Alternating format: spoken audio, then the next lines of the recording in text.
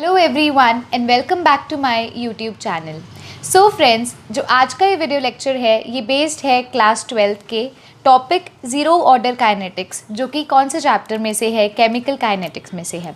हमने previous lecture के अंदर ज़ीरो ऑर्डर काइनेटिक्स का पार्ट 1 देखा था, जिसके अंदर हमने क्या किया था, एक फॉर्मूला डिराइव कर लिया था रेट के बीच में, उसकी कंसंट्रेशन के बीच में, for the case of zero order kinetics. आज के इस वीडियो लेक्चर के अंदर हम पार्ट नंबर 2 स्टडी करने वाले हैं। मतलब जो इस ज़ीरो ऑर्डर काइनेटिक्स का टॉपिक जो रह गया है वो हम पार्ट 2 के अंदर कवर करेंगे।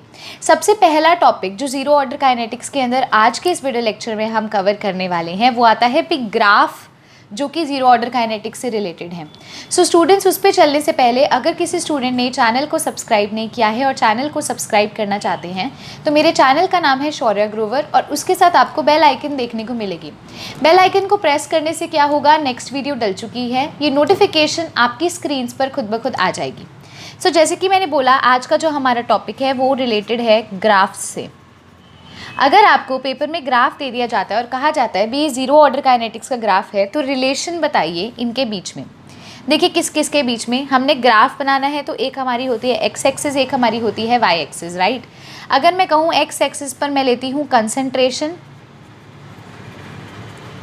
और वाई एक्सिस पर मैं लेती हूँ रेट, तो मुझे रेट और कंसंट्रेशन के बीच में ग्राफ प्लॉट करके बताइए in case of zero order kinetics. तो आप सबको याद होगा, मैंने प्रीवियस लेक्चर के अंदर आपको एक रिलेशन बताया था। जब हमने रेट कैलकुलेट किया था तो हमने क्या बोला था, देखिए एक बार फिर से रिवाइज कर लेते हैं उसी चीज़ को। आपको मैंने प्रीवियस लेक्चर में बोला था भी कैलकुलेट कीजिए कंसंट्रेशन ए और बी की एट टाइम टी पर। एक सिंपल रिएक्शन ली थी, भी ए जो है रिएक्ट करके वो बी प्रोडक्ट दे रहा है। इनिशियल टाइम पर ए की कंसंट्रेशन थी ए नॉट और बी जो है अभी शुरू ही नहीं हुआ था, रिएक्शन शुरू नहीं हुई थी, तो प्रोडक्ट तो ज़ीरो ही लेंगे और रिएक्टेंट ए नॉट था। एट टाइम टी पर इसमें से एक्स मोल्स डिकम्पोज हो जाते हैं, तो ये हो जाती है ए नॉट माइनस एक्स और बी क्या बन जाती है, एक्स बन जाती है, मतलब जितने डिकम्पोज होते हैं। तो हमारी ज़ीरो ऑर्डर काइनेटिक्स के लिए जो रेट का एक्सप्रेशन आता है वो ये आता है भी रेट इज इक्वल्स टू के। रेट किसके इक्वल आता है, के इक्वल आता है, क्योंकि ज़ीरो ऑर्डर काइनेटिक्स का केस है, मतलब रेट जो है वो कांस्टेंट रहेगा। तो यदि अगर आपको यहाँ से क्या देखने को मिल रहा है भी रेट जो है वो कंसंट्रेशन पर डिपेंड ही नहीं करता, रेट हमेशा कांस्टेंट रहता है। तो अब ग्राफ अगर हम प्लॉट करेंगे रेट और कंसंट्रेशन के बीच में, तो रेट क्या रहता है, कांस्टेंट रहता है, वो कंसंट्रेशन पे डिपेंड नहीं कर रहा। जब कंसंट्रेशन ज़ीरो होगी तो रेट क्या होगा, कांस्टेंट रहेगा। तो हमें क्या देखने को मिल रहा है, ये ग्राफ यही प्रूव करता है भी रेट कंसंट्रेशन पे डिपेंड नहीं कर रहा, रेट हमेशा क्या रहेगा, कांस्टेंट रहेगा। ठीक है, तो ये ग्राफ हमें रेट और कंसंट्रेशन के बीच में, और ये जो लाइन क्या शो करती है that R is equals to K, भी रेट की वैल्यू कांस्टेंट रहेगी, it will not depend on concentration. अब आप कहोगे मैम क्यों नहीं डिपेंड है, देखो अगर ये ऐसे होता ना, ऐसे, इसका मतलब ये डिपेंड कर रहा होता, मतलब जैसे जैसे कंसंट्रेशन बढ़ रही है रेट बढ़ रहा है, तो मैं कहती अब अगर आप रेट को ही कांस्टेंट कर दोगे, मतलब आप रेट को ही कांस्टेंट कर दोगे, इसका मतलब वो कंसंट्रेशन पे डिपेंड ही नहीं कर रहा, इसका मतलब ये होता है। तो ये ग्राफ ऐसे प्लॉट किया जाता है, ना कि ऐसे। समझ पा रहे हो? तो अगर रेट और कंसंट्रेशन में ग्राफ आ जाएगा तो आपने कांस्टेंट लाइन खींचनी है, क्योंकि रेट कंसंट्रेशन पे डिपेंड ही नहीं करता। जब कंसंट्रेशन ज़ीरो है तो देखो रेट क्या है हमारा, कांस्टेंट है। इस लाइन का मतलब क्या है भी, यहाँ पर x की वैल्यू 0 है तो रेट क्या है हमारा, कांस्टेंट है। ठीक है ना। अब अगर देखिए आपको मैं बोलूँ भी रेट और टाइम के बीच में ग्राफ अगर आपको देखने को मिल जाता है, y एक्सिस पर हम रेट ले रहे हैं, x एक्सिस पर हम टाइम ले रहे हैं। Sorry for the disturbance dear students. अगर रेट और टाइम के बीच में मैं ग्राफ कहूँ तो रेट टाइम पर भी डिपेंड नहीं करता, क्यों, क्योंकि R इज इक्वल्स टू के होता है, ना तो वो कंसंट्रेशन पे डिपेंड कर रहा है ना ही वो टाइम पे डिपेंड कर रहा है, तो फिर से वो क्या हो जाएगा, कांस्टेंट हो जाएगा। ठीक है ना। रेट हमेशा ज़ीरो ऑर्डर काइनेटिक्स के लिए कांस्टेंट रहता है, इस चीज़ को याद रखिए। ये ज़ीरो ऑर्डर का स्पेशल केस होता है, बाकी फर्स्ट ऑर्डर सेकंड ऑर्डर में तो वो कंसंट्रेशन पे डिपेंड करेगा, लेकिन ज़ीरो ऑर्डर ही ऐसा है जिसमें रेट जो है ना तो वो कंसंट्रेशन पे डिपेंड कर रहा है ना ही वो टाइम पे डिपेंड कर रहा है। अब अगर मान लो मैं आपको एक ग्राफ देती हूँ between concentration of reactant and time। अब कंसंट्रेशन ऑफ रिएक्टेंट और टाइम के बीच में देखो तो आप सबको ये तो याद होगा ना, जैसे ए जो है हमारा वो रिएक्ट करके बी दे रहा है, जब टाइम टी 0 था तो ए की कंसंट्रेशन थी ए नॉट, ये तो 0 था। एट टाइम टी इसकी कंसंट्रेशन क्या हो जाती है, ए नॉट माइनस एक्स हो जाती है, मानते हो ना। जिसको हम क्या बोलते हैं, AT बोलते हैं। तो अब वो बोलते हैं कंसंट्रेशन रिएक्टेंट की, मतलब हमने सारा इसका खेल है, एक ही बात करनी है विद टाइम। टाइम के साथ साथ कंसंट्रेशन चेंज हो रही है, कितनी चेंज हो रही है, पहले थी A0, जब T 0 था तो A0 थी। अब देखो T 0 कब होगा, T 0 ये है ना, ये 0 वाली लाइन है, इस मतलब इस लाइन पे कुछ भी लगाओगे तो इसका मतलब क्या है, T 0 होगा। ये 0 होता है ना हमारा, जब भी ग्राफ आप बनाते हो ये 0, ये 1 2 3 4 पॉजिटिव वैल्यू ऐसे होता है ना, ये एक्स एक्सिस ये Y axis. Time X axis पर है, टाइम 0 है, तो कंसंट्रेशन कितनी है, A0। अब मुझे बताओ जैसे जैसे टाइम बढ़ रहा है तो कंसंट्रेशन कम हो रही है ना रिएक्टेंट की, क्योंकि टाइम जैसे जैसे बढ़ेगा तो रिएक्टेंट कम होगा और प्रोडक्ट बनना शुरू हो जाएगा, मतलब रिएक्टेंट डिक्रीज कर रहा है। तो अब रिएक्टेंट क्या होगा, डिक्रीज करेगा। रिएक्टेंट क्या होगा, डिक्रीज करेगा। कितना डिक्रीज कर जाएगा, ये कितना डिक्रीज कर जाएगा, आपको ये फॉर्मूला पता है, ये मेरे को बताओ भी।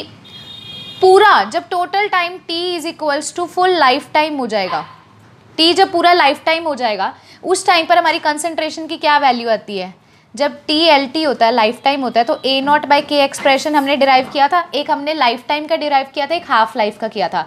लाइफ टाइम में क्या होता है, अभी कंसंट्रेशन A0/K हो जाती है, तो अब कंसंट्रेशन इस पे कितनी हो जाएगी हमारी, A0/K हो जाएगी। तो मतलब धीरे धीरे पहले जब टाइम T 0 था तो कंसंट्रेशन A0 थी, जब फुल लाइफ टाइम हुआ मतलब पूरी की पूरी रिएक्शन हो गई तो हमारी क्या रह जाएगा, A0/K रह जाएगा। तो हमारे ये ग्राफ हमें किसके बीच में देखने को मिलता है, कंसंट्रेशन ऑफ रिएक्टेंट और टाइम के बीच में देखने को मिलता है। तो यहाँ पर आप लिख भी सकते हो, ये स्लोप क्या दिखाती है, AT is equals to A0 - KT। ये एक्सप्रेशन निकाला था ना जब हमने कहा था x की वैल्यू KT के इक्वल है।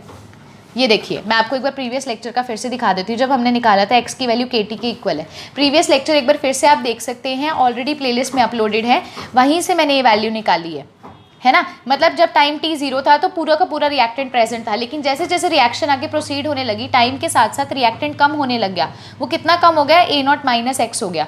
तो जब टाइम पूरा का पूरा 100% रिएक्शन हो जाएगी उस टाइम पर क्या हमारी कंसंट्रेशन होगी, उस टाइम पर कंसंट्रेशन डिक्रीज हो जाएगी, खत्म ही हो जाएगी। कितनी हो जाएगी, उस टाइम पर जो हमारा टाइम होगा वो A0/K होगा। मतलब या इस टाइम पर आने के बाद कंसंट्रेशन तो खत्म ही हो गई ना, कंसंट्रेशन तो 0 ही हो गई। क्यों, क्योंकि रिएक्टेंट पूरा का पूरा रिएक्ट होकर उसने प्रोडक्ट बना दिया, यहाँ पर प्रोडक्ट X बन जाएगा ना, और रिएक्टेंट तो खत्म हो जाएगा एट टाइम T, है ना। तो यहाँ पर ये क्या आ जाएगा, अभी इस टाइम पर A0/K टाइम पर कंसंट्रेशन पूरी की पूरी डिक्रीज हो गई। समझ आ रही है। अब अगर मैं आपको बोलूँ, यही हम एक ग्राफ देखते हैं कंसंट्रेशन और ऑफ प्रोडक्ट और टाइम के बीच में, कंसंट्रेशन ऑफ प्रोडक्ट के बीच में और टाइम के बीच में। तो फिर से एक बार रिएक्शन लिखते हैं, A जो है वो B दे रहा है। इनिशियली जब टाइम T 0 था तो A0 थी, A की कंसंट्रेशन, और B की 0 थी। जब टाइम T हुआ तो A की कंसंट्रेशन A0 - X हो जाएगी और B की X हो जाएगी। तो एक खुद मुझे सोच के बताइए, T टाइम जब 0 था तो B की कंसंट्रेशन भी कितनी थी, 0 थी, मतलब यहाँ पर है हम, है ना। जैसे जैसे T टाइम बढ़ने लग गया, टाइम बढ़ने लग गया तो X भी क्या हो जाएगा, बढ़ने लग जाएगा। मतलब ये हमें ग्राफ देखने को मिलेगा विद कंसंट्रेशन ऑफ प्रोडक्ट। तो कंसंट्रेशन ऑफ प्रोडक्ट क्या है, टाइम के साथ साथ बढ़ रही है। जब आपने अभी बर्गर, अभी मैं बर्गर वाला एक एग्जांपल हमेशा लेती हूँ, अभी आपने बर्गर बनाना शुरू नहीं किया, अभी ब्रेड इकट्ठी करी है, टिक्की इकट्ठी करी है, अभी आपने बनाया तो नहीं ना, तो अभी प्रोडक्ट बना तो नहीं, तो वो इनिशियली तो 0 है। लेकिन जैसे जैसे टाइम बीतता जाएगा आपकी रिएक्शन हो जाएगी और लास्ट में बर्गर बन जाएगा पूरा का पूरा। तो वो टाइम के साथ साथ प्रोडक्ट की कंसंट्रेशन बढ़ रही है और रिएक्टेंट की क्या होती है, डिक्रीज होती है। तो ये हमेशा याद रखना है, रिएक्टेंट की कंसंट्रेशन डिक्रीज करती है लेकिन प्रोडक्ट की concentration with respect to time हमेशा बढ़ती है। तो ये वाला जो क्या ग्राफ है हमारा कंसंट्रेशन ऑफ प्रोडक्ट और टाइम के बीच में है। अब अगर मैं आपको बोलूँ भी ग्राफ मुझे बताओ टी हाफ लाइफ के बीच में और टाइम के बीच में, sorry for the disturbance students, ठीक है, टी हाफ लाइफ और टाइम के बीच में बताओ। तो आपको याद है टी हाफ लाइफ का फॉर्मूला मैंने प्रीवियस क्लास में बताया था, कितना था, A0/2K, A0/2K याद है आपको। मैंने आपको प्रीवियस लेक्चर के अंदर एक मतलब डेरिवेशन टाइप करवाई थी। जब हाफ लाइफ टाइम, देखिए हाफ लाइफ टाइम हमने निकाला था। हाफ लाइफ टाइम क्या होता है, ऐसा टाइम जिसमें 50% मतलब हमारी आधी की आधी रिएक्शन कंप्लीट हो जाती है।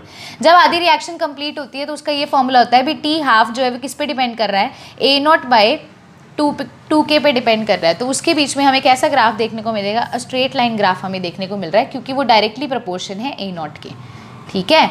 तो हमें ये देखने को मिलेगा टी हाफ और टाइम के बीच में, ठीक है डियर स्टूडेंट्स।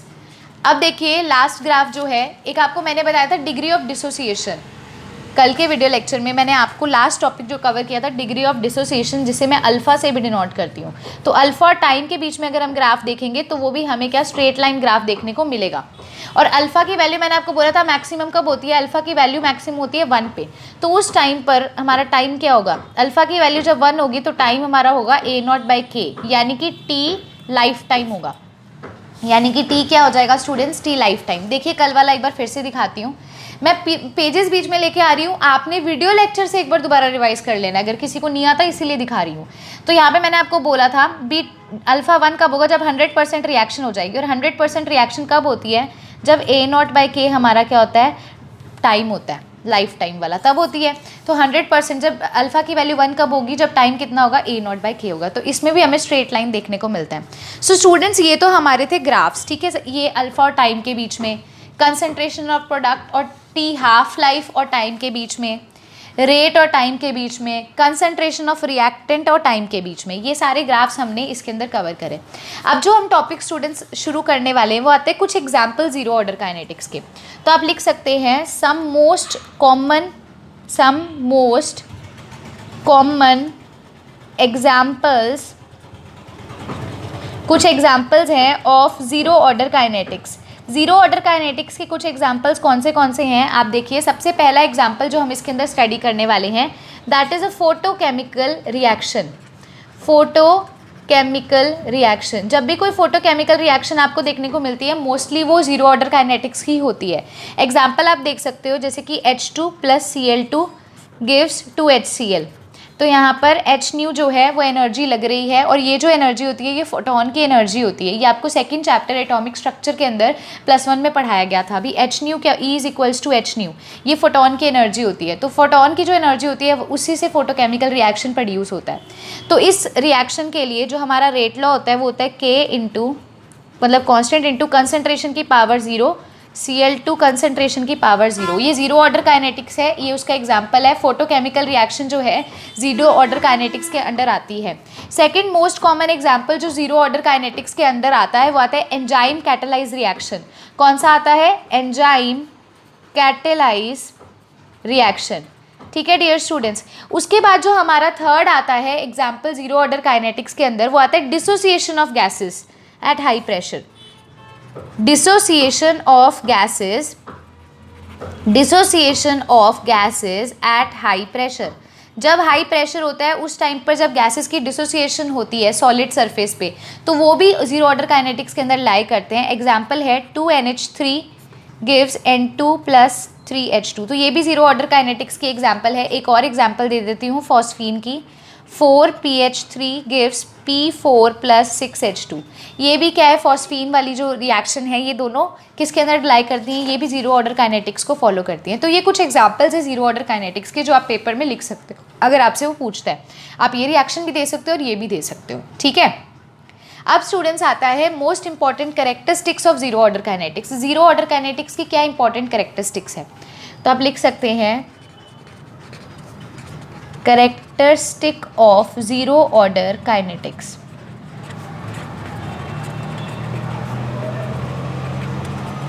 सबसे पहली most important characteristic zero order kinetics की ये होती है, B equal % of reaction completes in same time. कैसे, देखो पहले आप लिख लीजिए इसे, equal % of reaction completes in same time. कैसे, देखिए मान लो मैं कहती हूँ आपकी कंसंट्रेशन थी 100, ठीक है, 10 मिनट में 10% रिएक्शन कंप्लीट होती है, ठीक है। तो कितनी कंसंट्रेशन रहेगी, 90 रहेगी, क्योंकि 10% ही कंप्लीट हुई है।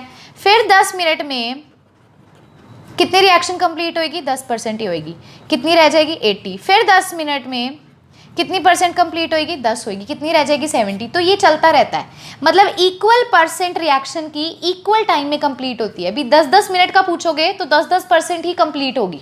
ये जीरो ऑर्डर काइनेटिक्स की बहुत अच्छी कैरेक्टरिस्टिक्स है। मान लो आपको बोल देता है, पहले आपको 2 केस बताएगा। अभी पहले कंसंट्रेशन 100 थी, 10% रिएक्शन हुई 10 मिनट में, फिर 10% रिएक्शन हुई 10 मिनट में। तो 10% रिएक्शन अगर 10 मिनट में हो रही है तो 90 रह गया, 90 कंसंट्रेशन रहेगी, फिर 10% हुई तो 80 रहेगी। अब फर्दर आप खुद बता सकते हो भी 70 रह जाएगी, फिर 60 रह जाएगी, फिर 50 रह जाएगी। तो इस तरह से आप खुद डिटरमाइन कर सकते हो भी लास्ट में कितनी कंसंट्रेशन रह जाएगी। क्यों? क्योंकि equal percent of reaction completes in same time. Same time में इक्वल परसेंट रिएक्शन ही होती है, 10 मिनट में 10% ही होगी। ये आपको क्वेश्चन में देगा, हो सकता है 10 मिनट में वो कहे 15% हो रही है, फिर 10 मिनट में भी 15, फिर आगे 15, फिर 10 मिनट में 15। तो आपको एक ऑर्डर मिल जाता है क्वेश्चन को सॉल्व करने का। तो जो टाइम है वो आपकी मतलब टाइम और परसेंटेज आपकी कंसंट्रेशन को बताने में भी हेल्प करती है। सेकंड जो इसके अंदर कैरेक्टरिस्टिक्स है वो आती है concentration of reactant left after equal time interval are in AP. देखो, कंसंट्रेशन ऑफ रिएक्टेंट, जो रिएक्टेंट रिएक्ट करते हैं उनकी concentration left after equal time interval, मतलब अगर मैं कहूँ 10-10 मिनट बाद आप चेक करोगे ना, तो जो उनकी कंसंट्रेशन होगी ना वो एपी के अंदर होगी। एपी स्टूडेंट्स, आप अगर आप मैथमेटिक्स फील्ड से हैं, मैथमेटिक्स बैकग्राउंड से, तो आपको पता है एपी क्या होता है, अर्थमेटिक प्रोग्रेशन। और अगर नहीं है, आप बायो फील्ड से हैं, तो भी कोई इशू नहीं है डियर स्टूडेंट्स, ठीक है। स्टूडेंट्स अगर बायो बैकग्राउंड से तो कोई इशू नहीं है, बता देती हूँ। अर्थमेटिक प्रोग्रेशन क्या होता है, देखो बी, मान लो जब टी 0 है तो अपनी रिएक्टेंट की कंसंट्रेशन ए नॉट थी। जब टी हुआ तो रिएक्टेंट की कंसंट्रेशन ए नॉट माइनस के टी निकाली थी। जब T is equals to 2t हुआ तो अपनी रिएक्टेंट की कंसंट्रेशन ए नॉट माइनस 2 के टी हुई। जब T is equals to 3t time हुआ तो कंसंट्रेशन ए नॉट माइनस 3 के टी हुई। तो इनका डिफरेंस बताओ, इन दोनों में डिफरेंस क्या है के टी, इन दोनों में डिफरेंस क्या है के टी, इन दोनों में डिफरेंस क्या है के टी। तो वो यही कहता है भी कंसंट्रेशन जो रिएक्टेंट की है, ये रिएक्टेंट की कंसंट्रेशन है इक्वल इंटरवल ऑफ टाइम में। देखो टाइम टी और टाइम टी बढ़ा दिया, फिर टाइम टी बढ़ा दिया, टी ऐड करते जाने ना, इक्वल इंटरवल ऑफ टाइम में वो एक एपी में होते हैं, मतलब भी एक ऑर्डर में चलता है भी के टी ऐड करते जाओ तो आपकी कंसंट्रेशन आती जाएगी। इक्वल इंटरवल ऑफ टाइम पे सेम वैल्यू आपकी एपी के अंदर आती है भी, मतलब ये चेंज सीधा ऐड कर दो, याद करने की जरूरत नहीं। ए नॉट में के टी ऐड करते जाओ इक्वल इंटरवल ऑफ टाइम में, तो कंसंट्रेशन पता चल जाएगी।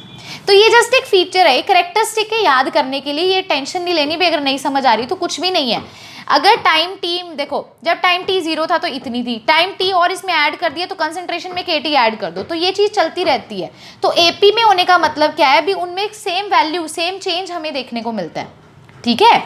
तो अब स्टूडेंट्स ये दो इंपॉर्टेंट कैरेक्टरिस्टिक थी। अब ना एक और चीज़ आती है, एक थर्ड इंपॉर्टेंट कैरेक्टरिस्टिक ये भी होती है बी, जो हमारा हाफ लाइफ टाइम होता है ना, वो किस पे डिपेंड करता है, वो डायरेक्टली प्रोपोर्शन होता है इनिशियल कंसंट्रेशन के। ये भी हमेशा याद रखना, half life time is directly proportion to initial concentration, ठीक है। अब अपन ना कुछ न्यूमेरिकल्स करते हैं।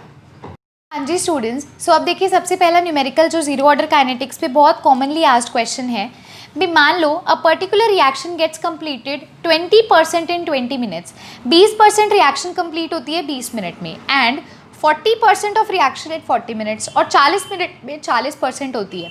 तो ऑर्डर डिटरमाइन कीजिए और रेट कांस्टेंट रिएक्शन का डिटरमाइन कीजिए। सो स्टूडेंट्स, मैंने आपको क्या बताया था भी, आपको भी बोला था ना इक्वल इंटरवल ऑफ टाइम में इक्वल कंसंट्रेशन रिएक्टेंट की प्रोड्यूस होगी, है ना। अब ये कैरेक्टरिस्टिक बताई थी। अब इस क्वेश्चन को कैसे सॉल्व करना है, कंसीडर कीजिए, कंसीडर इनिशियल कंसंट्रेशन, जो रिएक्टेंट की इनिशियल कंसंट्रेशन है हम उसे ले लेते हैं 100 है। अब मान लो मैंने क्या लिया, ए नॉट कितना है मेरा 100 है ना। आपको बताया था ना, ए मान लो बी दे रहा है, तो टी टाइम जब 0 होता है तो इसको ए नॉट लेते हैं। तो मैंने इनिशियली लेट कर लिया, टी टाइम जब 0 था मैंने लेट कर लिया, अभी 100 कंसंट्रेशन थी, मतलब ए नॉट की वैल्यू कितनी है, 100 है। अब मैं बोलती हूँ क्वेश्चन के अकॉर्डिंगली, वो कहता है 20 मिनट में 20% रिएक्शन होती है। इसका फॉर्मूला क्या था, A T is equals to A naught minus K T, हमने निकाला था ना टाइम टी पे क्या होता है, ये ए नॉट माइनस एक्स होता है, और एक्स की वैल्यू के टी निकाल ली थी, तो फॉर्मूला आ गया था A T is equals to A naught minus K T, है ना। A T is equals to A naught minus K T, हमने ये फॉर्मूला निकाल लिया था। अब 20 मिनट में उसने क्वेश्चन में बोला है भी 20% रिएक्शन होगी। 20% रिएक्शन का मतलब क्या हुआ, भी ए टी की वैल्यू कितनी हो जाएगी, 80। 100 इनिशियल कंसंट्रेशन 100 थी, 20% रिएक्शन होगी तो कितनी रह जाएगी, ऑब्वियसली 80 रह जाएगी ना। मतलब 80 की वैल्यू कितनी पुट करनी है, 80। 80 is equals to A naught कितना लिया था, 100 माइनस के इंटू टाइम कितना है, 20 मिनट। तो यहाँ से क्या आ जाएगा, के इंटू 20 इज इक्वल्स टू 20, तो के की वैल्यू क्या आ गई, 1 आ गई। के की वैल्यू 1 कैसे आ गई, पता चल गया। मैंने क्या किया, 20 मिनट में वो कहता है 20% रिएक्शन होती है, मैंने बोला 100 थी, 20% होने का मतलब 80 रह जाएगी। अब अगर 80 रह जाएगी, क्योंकि 20%, 100 में से 20% होने का मतलब, मैथमेटिक्स हल्की सी तो लगाओ, छोटे बच्चों वाली मैथमेटिक्स है। 100 में से 20% हो जाना मतलब 20% कम गया तो कितना रह गया, 80% रह गया ना, 80 रह गया, तो 80 कितना हो गया, 80 हो गया, क्योंकि एट टाइम t 20 मिनट पे कितनी होगी, 80 होगी, है ना। तो 80 is equals to A naught, initially कितना था 100, टाइम कितना है 20 मिनट, यहाँ से k की वैल्यू 1 आ गई। अब यही मैं बोलूँ भी टाइम जब t हमारा 40 मिनट्स था तो 40% रिएक्शन हुई, तो टोटल 100 थी जिसमें से 40% हो गई, तो 80 की वैल्यू कितनी आ गई, 60 आ गई। फिर से वही formula, 80 is equals to A naught minus K T, 80 कितना है 60, ए नॉट कितना है 100 माइनस के इंटू टाइम कितना है 40 मिनट्स, तो यहाँ से भी k की वैल्यू क्या आ गई, 1 आ गई। तो आप यहाँ से देख सकते हो भी k की वैल्यू 1 आ गई दोनों केसेस में, मतलब ये कौन सी रिएक्शन हुई, ये जीरो ऑर्डर रिएक्शन हुई, क्योंकि जीरो ऑर्डर रिएक्शन में जो r होता है हमारा वो k पे डिपेंड करता है और वो की कांस्टेंट वैल्यू, k की कांस्टेंट वैल्यू आ रही है, इस वजह से ये जीरो ऑर्डर रिएक्शन होगा। डियर स्टूडेंट्स, समझ पा रहे हो कैसे करना है ऐसे क्वेश्चंस को। अब आप कहोगे मैम जीरो ऑर्डर काइनेटिक्स के लिए ये फॉर्मूला है 80 is equals to A naught minus K T, हाँ जी, ये जीरो ऑर्डर काइनेटिक्स के लिए फॉर्मूला है। आपने क्या करना है, जब ऐसा क्वेश्चन पेपर में आएगा ना तो हम सारे फॉर्मूला लगाएंगे, जीरो ऑर्डर के लिए भी लगाएंगे, वन ऑर्डर के लिए, फर्स्ट के लिए, सेकंड के लिए भी, तो जिसके अंदर हमारा आंसर आएगा वो हम उससे डिटरमाइन करेंगे भी ये कौन सी ऑर्डर है। अब इससे हमारा आंसर सॉल्व हो गया और हमें के की वैल्यू सेम देखने को मिल रही है, इसका मतलब ये जीरो ऑर्डर काइनेटिक्स को फॉलो करती है, ठीक है। तो आपने क्या करना है, अभी देखो आपको पता है 80 का मतलब क्या होता है, भी टी टाइम पर क्या कंसंट्रेशन होगी, तो 20 मिनट में क्या कंसंट्रेशन होगी 80, 40 मिनट में कितनी होगी 60, है ना, क्योंकि 20 मिनट में वो कहता है 20% रिएक्शन होगी और 40 मिनट में वो कहते हैं 40% हो गई। सो स्टूडेंट्स, अब हम चलते हैं हमारे नेक्स्ट क्वेश्चन की तरफ। देखिए क्या नेक्स्ट क्वेश्चन है।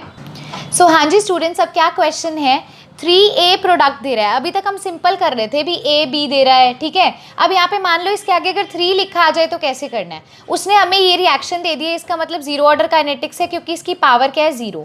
क्वेश्चन में कहता है calculate the concentration of a at time t, तो हम सबसे पहले लिखेंगे 3a गिव्स प्रोडक्ट p, जब टाइम t 0 था तो क्या कंसंट्रेशन होगी a नॉट और p कितना होगा 0, है ना। जब टाइम t होगा, उसने टाइम t पर कंसंट्रेशन कही है तो इसकी कितनी हो जाएगी a नॉट माइनस 3x, याद है ना, जब यहाँ पर अगर आगे कुछ लिखा जाएगा तो वो यहाँ पर भी लिखा जाएगा, और p कितना प्रोड्यूस होगा वो हमें कोई लेना देना ही नहीं है, उसने a की कंसंट्रेशन पूछी है तो इतना सफिशिएंट है। तो मैंने आपको स्टार्टिंग में रेट लॉ एक्सप्रेशन जब पढ़ा रही थी आपको कहा था अगर कोई कोफिशिएंट आ जाता है तो वो यहाँ पर भी x के आगे लिखा जाएगा, है ना। अब मैं अगर आपसे पूछूँ ये किसके इक्वल है, ये 80 के इक्वल है ना, ये किसके इक्वल है, ये 80 के इक्वल है। तो यहाँ से अगर मैं रेट लॉ एक्सप्रेशन से पूछूँ क्या होता था rate law expression, 1/3 into minus D A upon D T क्या होता था, change in concentration upon time, जो हम स्टार्टिंग में रेट वाला करते थे फॉर्मूला। तो ये क्या होता था, जो आगे कॉफिशिएंट लिखे उसको 1 में अपॉन में करके minus D A upon D T, ये किसके इक्वल आएगा 1/3 माइनस चेंज क्या है फाइनल माइनस इनिशियल, फाइनल कितना है A naught minus 3x minus initial कितना है A naught upon delta T, A naught cancel हो जाएगा डियर स्टूडेंट्स, यहाँ से क्या आ जाएगा 1/3 इंटू ये इसका 3 बाहर आ जाएगा into D X upon D T, ये माइनस माइनस मल्टीप्लाई हो जाएंगे, 3 से 3 कट गया तो r किसके इक्वल आया D X upon D T के इक्वल आ गया, है ना। अब उसने हमें क्वेश्चन में देखो क्या दे रखा है, उसने क्वेश्चन में दे रखा है भी r किसके इक्वल है, r is equals to k into A की पावर 0, और यहाँ से क्या आया r किसके इक्वल है D X upon D T के इक्वल है, मानते हो ये चीज़। तो इस डेरिवेशन से हम क्या प्रूव कर सकते हैं भी a की पावर अगर 0 होती है तो उसको क्या लिखते हैं डियर स्टूडेंट्स, a की पावर 0 का मतलब होता है 1, तो k into 1 is equals to D X upon D T, cross multiply करो k into D T is equals to D X, integration करेंगे तो क्या आ जाएगा x is equals to K T. ये चीज़ तो क्लियर हो गई, ये चीज़ पक्का क्लियर हो गई, है ना। अब हम इस के टी की वैल्यू को यहाँ पुट कर देंगे तो कंसंट्रेशन क्या आ जाएगी हमारी a की ए नॉट माइनस 3 के टी, क्या आ जाएगा हमारा answer A naught minus 3 K T. सो हमने कंसंट्रेशन ए की निकाली एट टाइम टी, कैसे निकाली, इनिशियली ए नॉट लिया प्रोडक्ट 0 लिया, टाइम टी पे क्या हो जाएगा ए नॉट माइनस 3x, ये 3 आगे आ जाएगा, बस इतना ही फर्क है। अब रेट लॉ एक्सप्रेशन लिखेंगे तो कैसे लिखते थे 1/3 into minus D A upon D T, minus D A upon D T क्या होता है change in concentration by change in time, change in concentration होता है फाइनल माइनस इनिशियल, तो A naught minus 3x minus A naught cancel, यहाँ से rate क्या आ गया D X upon D T आ गया डियर स्टूडेंट्स, ठीक है। अब हमें क्वेश्चन में दे रखा था रेट की वैल्यू, तो क्वेश्चन में रेट की वैल्यू k इंटू ए की 0 थी, इन दोनों को कंपेयर किया तो यहाँ से x is equals to K T आ गया। अब इस x को हमने यहाँ पुट किया तो हमारा आंसर आ गया concentration of A at time t। Clear है डियर स्टूडेंट्स? अब वो इसके अंदर ना आपसे हाफ लाइफ भी पूछ सकता है, तो आप हाफ लाइफ भी बता सकते हो, है ना। तो सिंपल सी चीज़ है, इसमें कुछ डरने वाली बात नहीं है। जो हमारा पहले एक्सप्रेशन आता था वो क्या आता था, A naught is equals to A T is equals to A naught minus K T. अब क्या आया है, A T is equals to A naught minus 3 K T. क्यों? क्योंकि इसका स्टोइक्योमेट्री आ गया, बस इतना फर्क है। तो ये तो आप हर किसी के अंदर वैल्यू कैलकुलेट कर ही सकते हो, है ना डियर स्टूडेंट्स। सो यहीं पर हमारा जो आज का ये वीडियो लेक्चर है वो फिनिश होता है। सो अगर आज का वीडियो लेक्चर स्टूडेंट्स आपको अच्छा लगा है तो लाइक कर दीजिए, बहुत अच्छा लगा है तो शेयर कर सकते हैं। सॉरी फॉर द डिस्टर्बेंस, थोड़ा सा कंस्ट्रक्शन वर्क साइड में चल रहा था तो डिस्टर्बेंस हुई, सॉरी फॉर दैट। अब नेक्स्ट वीडियो लेक्चर के अंदर हम कवर करने वाले हैं फर्स्ट ऑर्डर काइनेटिक्स के बारे में। तो जिन्होंने चैनल को सब्सक्राइब नहीं किया है वो चैनल को भी सब्सक्राइब कर सकते हैं। Thank you so much.